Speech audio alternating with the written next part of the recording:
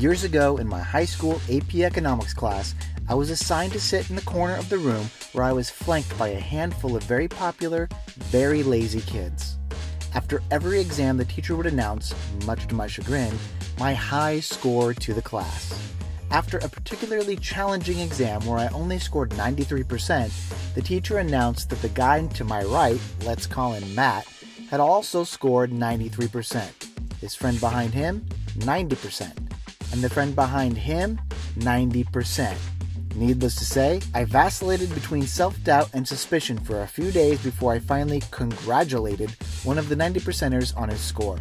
With an impish grin, he admitted that his friend Matt had been cheating off me for months, and thanked me for helping so many people do so well in the class. The petty revenge gears started turning in my head for what seemed like ages before I replied, "No problem.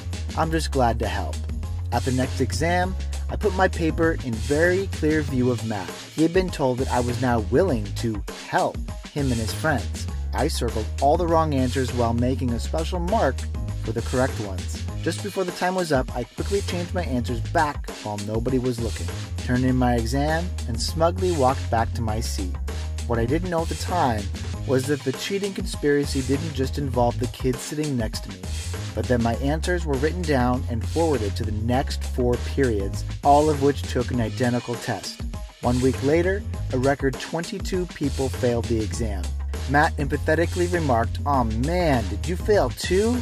I flipped over my sheet, 100%. Nobody ever cheated off me in that class again. If you like this story, make sure to subscribe to our channel. We're on YouTube at Comedy Juice TV and Facebook at Comedy Juice.